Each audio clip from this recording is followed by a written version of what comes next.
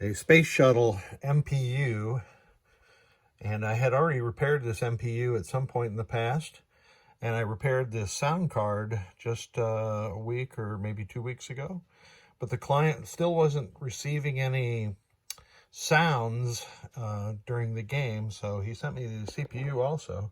So let's put it into test, and I've already started them.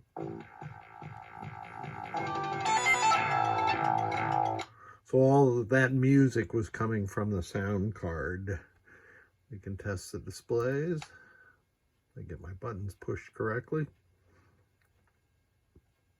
And those are working correctly. I didn't expect to find anything else wrong with the CPU board, but I did fix the sound problem, and the sound problem ended up being a failed 2016 or 6116 in the sound section, as well as the ROM images had been killed.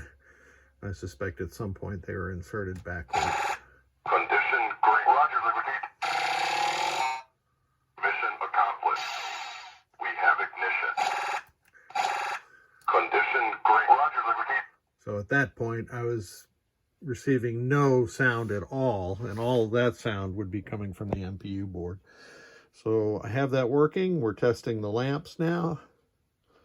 The next test is solenoids, I believe. Well, it's single lamps, but I'm going to skip that. Test these solenoids.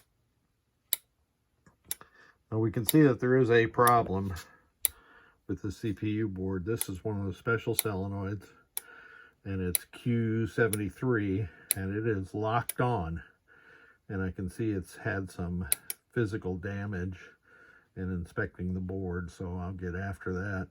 Now we're driving the special solenoids from the CPU, and 5 of the 6 seem to be working correctly. Yeah, so it's just the one, the Q73, that's got an issue. The next test is switch edges.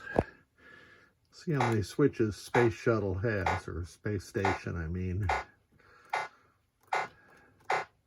All 64 are sensed. Nice. Okay, well, let me get after this failed tip 122 or tip 102 in the special solenoid section. It's this one that I've bent forward. There is a device that can prevent this from happening, assuming this was caused by a failed switch on the special solenoid, and our buddy Victor, or Dumbass via Pinside, has got that device, and I'd encourage you to look that one up.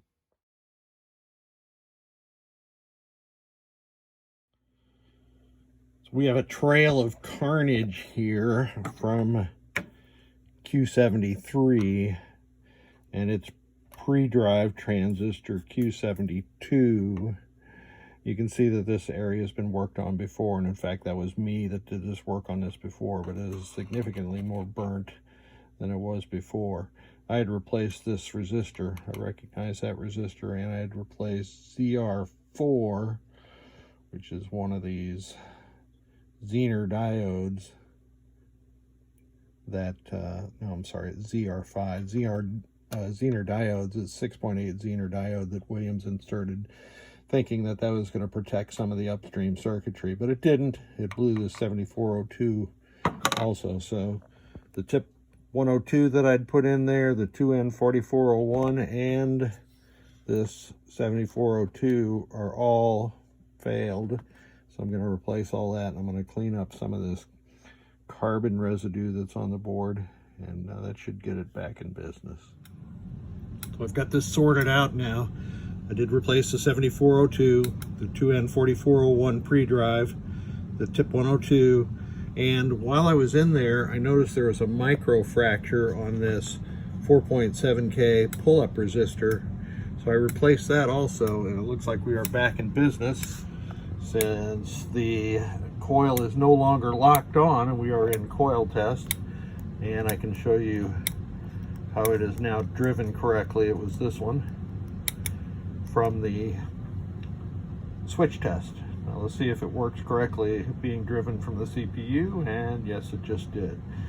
So space station's back in business. I'll label these new sound ROMs and get it on back to you. Thanks so much. testing the ribbon cable with my Anarchy ribbon cable tester.